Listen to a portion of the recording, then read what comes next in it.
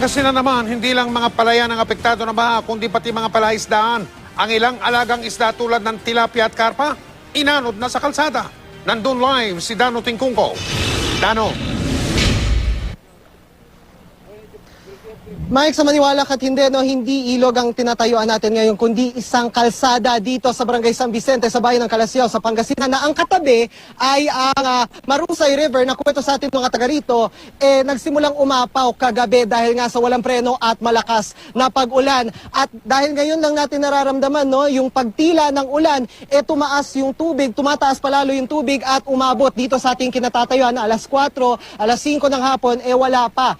Etong tubig na ito dito sa bahaging ito ng kalsada na ang pinakamalalim na punto doon sa may gitna aabot hanggang tuhod. Kaya yung mga taga rito na gustong daanan itong kalsada na ito para makarating ng Barangay Lasip at bayan ng San Carlos, kung hindi maglalakad o magsasakay ng bisikleta na may sidecar, gagamit nitong mga kuliglig na kapag tag-araw ay ginagamit pag-araro at kapag baha naman ginagawang service. Isa lang ang bayan ng Calasiao sa 7 bayan sa buong lalawigan ng Pangasinan na nalubog sa baha dahil sa epekto ng habagat.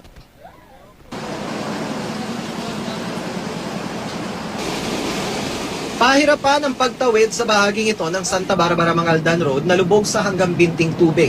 Ang magkabilang palayang hinati ng daan, pinag-isa ng tubig. Maging mga truck, hirap sa pagbagtas sa daan. Ang ilang mga maliliit na sasakyan nag-aalangan din kung uurong o susulong.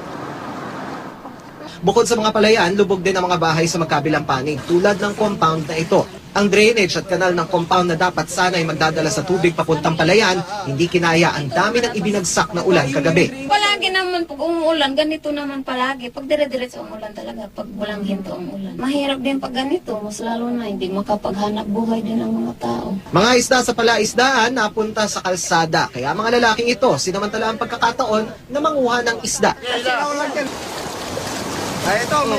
Kasi dati maraming isda po dito, dating mga ano po dito.